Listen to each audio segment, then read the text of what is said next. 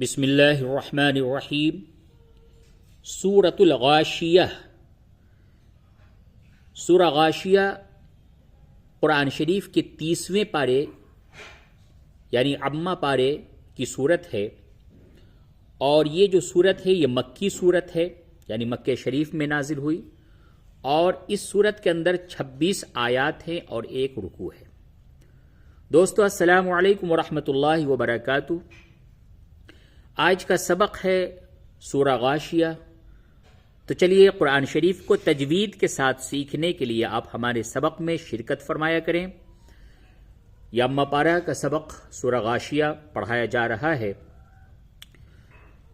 اعوذ باللہ من الشیطان الرجیم، بسم اللہ الرحمن الرحیم۔ هل أتاك حدیث الغاشیہ۔ یہ جو تا ہے جو ہا کی شکل کی ہے، اس پہ جب وقف کرتے ہیں تو پھر اس کو ہا سے بدل دیتے ہیں، ساکن بھی کرنا ہوتا ہے اور اس تا کو ہا سے بدل دیتے ہیں۔ هل أتاك حدیث الغاشیہ، وجوہ یومئذ خاشعہ۔ یہ دیکھیے تنوین، نون ساکن اور تنوین کے بعد حروف یرملون میں سے یا ہے، اس جگہ پہ ادغام مع الغنہ ہوگا۔ وجوہ یومئذ خاشعہ، عاملۃ ناصبہ۔ اس جگہ پہ بھی تنوین کے بعد نون ہے، ادغام مع الغنہ ہوگا۔ عاملۃ ناصبہ، تصلی نارا حامیہ۔ اب اس جگہ پہ اگر ملا کر کے آپ پڑھتے ہیں آیت نمبر 3 کو آیت نمبر 4 سے، تو اس جگہ پہ اخفا ہوگا۔ تنوین کے بعد حروف اخفا میں سے تا ہے، اس جگہ پہ اخفا ہوگا، تو یوں پڑھیں گے عاملۃ ناصبۃ تصلی نارا حامیہ، تسقی من عین آنیہ۔ اس جگہ پہ بھی تنوین کے بعد حروف اخفا میں سے تا ہے، یہاں پہ بھی اگر آیت نمبر 4 اور 5 کو ملا کے پڑھتے ہیں تو اخفا ہوگا۔ تصلی نارا حامیۃ تسقی من عین آنیہ، لیس لہم طعام الا من ضریع۔ طا کو پڑھ کر کے پڑھیں گے طعام، طعام۔ اس جگہ پہ اخفا کریں گے، نون ساکن کے بعد حروف اخفا میں سے ضاد ہے، الا من ضریع۔ یہ یا ساکن سے قبل زیر ہو جب بھی تو وہ یا مدہ ہوتی ہے، اس کو کھینچ کر کے پڑھتے ہیں۔ لیس لہم طعام الا من ضریع، اور یا ساکن سے قبل اگر زیر ہو اس وقت یا مدہ ہوتی ہے، اور اگر یا ساکن سے قبل زبر ہو تو وہ یا لین ہوتی ہے۔ لین کے معنی نرم کے ہوتے ہیں، یعنی اس یا کو جو کہ یا لین ہو نرمی کے ساتھ بولتے ہیں، جیسے لیس لیس، اور جو یا مدہ ہوتا ہے اس کو کھینچ کر کے پڑھتے ہیں، جیسے ضریع، لیس لہم طعام الا من ضریع، لا یسمن ولا یغنی من جوع، وجوہ یومئذ ناعمہ۔ اس جگہ پہ تنوین کے بعد یا ہے، ادغام مع الغنہ ہوگا۔ اس جگہ پہ بھی تنوین کے بعد نون ہے، ادغام مع الغنہ ہوگا۔ وجوہ یومئذ ناعمہ، ناعمہ، لسعیہا راضیہ۔ اب اگر آیت نمبر 8 اور 9 کو ملا کر کے پڑھیں گے تو تنوین کے بعد لام ہے، ادغام ہوگا لیکن ادغام بلا غنہ ہوگا۔ دیکھیے 6 حروف ہوتے ہیں نون ساکن اور تنوین کے بعد، یا را میم لام واو نون، ان 6 حروف میں سے کوئی بھی حرف آوے تو ادغام ہوتا ہے۔ 4 حروف یا واو میم نون میں ادغام مع الغنہ ہوتا ہے، اور لام اور را اس میں ادغام بلا غنہ ہوتا ہے۔ تو یہ لام کی مثال ہے، تل، ناعمت تل، غنہ نہیں ہوگا اس جگہ پہ۔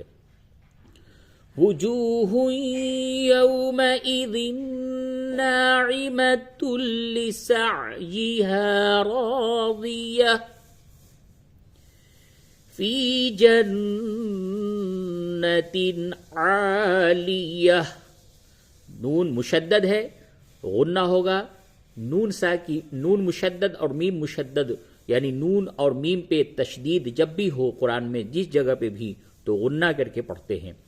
فی جنۃ عالیہ لا تسمع فیہا لاغیہ فیہا عین جاریہ فیہا سرر مرفوعہ۔ اس جگہ پہ تنوین کے بعد میم ہے، ادغام مع الغنہ ہوگا۔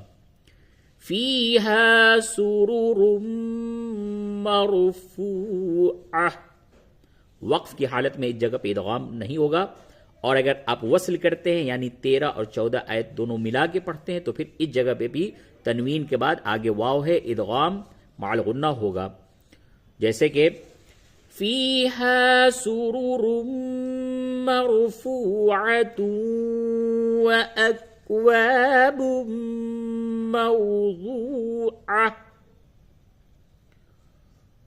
واکواب موضوعہ ونمارق مصفوفہ ونمارق مصفوفہ۔ صفحہ بدلنے میں تھوڑی سی دقت آ جاتی ہے، کچھ حروف ادھر ہو جاتے ہیں، کچھ حروف ادھر ہو جاتے ہیں۔ پوری آیت نمبر 15 اس طرح سے ہے، وَنَمَارِقُ مَصْفُوفَةٌ وَزَرَابِيُّ مَبْثُوثَةٌ۔ جو تشدید والے حروف ہوتے ہیں اس کو تھوڑے سختی کے ساتھ ملاتے ہیں۔ بی یو اگر کہا گیا بی یو تو یہ غلط ہو جائے گا، بی یو، بی یو، یا پہ مشدد اسی وجہ سے کہتے ہیں، مشدد یعنی تشدید کے معنی سختی کے ہوتے ہیں، تو جس حروف کے اوپر تشدید ہو وہ سارے حروف سختی کے ساتھ ملائے جاتے ہیں اپنے پہلے حروف کے ساتھ۔ وَزَرَابِيُّ مَبْثُوثَةٌ۔ اب دونوں آیت نمبر 15 اور 16 کو ملا کر کے پڑھیں ادغام مع الغنہ کے ساتھ۔ وَنَمَارِقُ مَصْفُوفَةٌ وَزَرَابِيُّ مَبْثُوثَةٌ أَفَلَا يَنظُرُونَ إِلَى الْإِبِلِ كَيْفَ خُلِقَتْ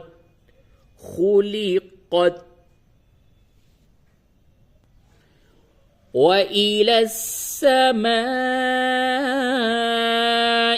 كَيْفَ رُفِعَتْ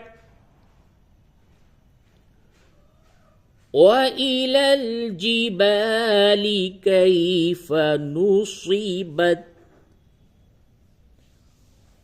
وَإِلَى الْأَرْضِ كَيْفَ سُطِحَتْ وَإِلَى الْأَرْضِ كَيْفَ سُطِحَتْ فَذَكِّرْ إِنَّمَا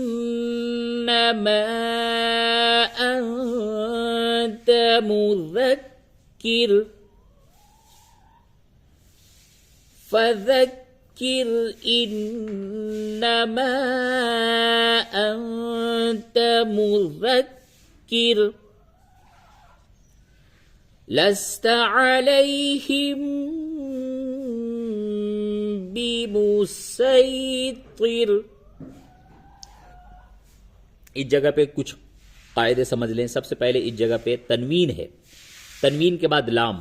آپ نے ابھی پڑھا نون ساکن اور تنوین کے بعد جب لام اور را ہوگا تو ادغام بلا غنہ ہوگا.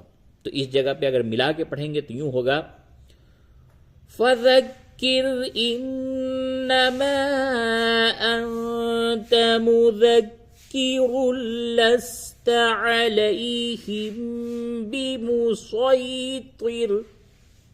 اب اس جگہ پہ بہت سے لوگ کو یہ دشواری پیش آ جاتی ہے کہ لام پہ تشدید نہیں ہے تو پھر کیوں ملایا. تو قاعدہ ہے ادغام ہونا ہے یہاں پہ، تو تنوین کو لام سے ملا کر کے ہی پڑھا جائے گا. اس سے قبل آپ نے لام پہ تشدید دیکھا تھا.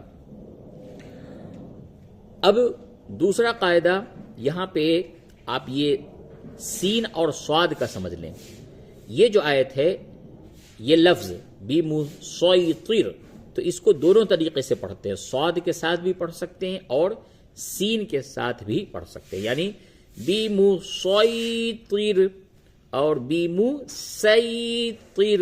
سین اور صاد دونوں حروف کی ادائیگی یہاں پہ آپ کر سکتے ہیں. صاد سے پڑھنا زیادہ بہتر ہے، بقیہ آپ سین سے بھی پڑھ سکتے ہیں. دوسری بات یہ کہ یہ جو لفظ اللہ ہے تو اللہ سے قبل وقف کرنا بہتر نہیں ہوتا ہے. جب اللہ کا لفظ آئے تو بہتر یہ ہوتا ہے کہ اللہ کو ملا کر کے اگلے لفظ سے پڑھا جائے. تو اس جگہ پہ وقف کرنا بہتر نہیں ہے معنوی اعتبار سے. معنوی اعتبار سے اگر آپ وقف کریں تو 22 اور 23 دونوں کو ملا کر کے پڑھیں تو پھر یوں پڑھا جائے گا لست علیہم بمسیطر الا من تولی وکفر. اور یہ قرآن شریف میں ہر جگہ پہ ہے کہ اللہ سے قبل وقف نہ کریں، اللہ کو ملا لیں. یا تو اللہ پہ وقف کر کے اور پھر اللہ سے اعادہ کریں، جیسے کہ لست علیہم بمسیطر الا من تولی وکفر فَيُعَذِّبُهُ اللَّهُ الْعَذَابَ الْأَكْبَرَ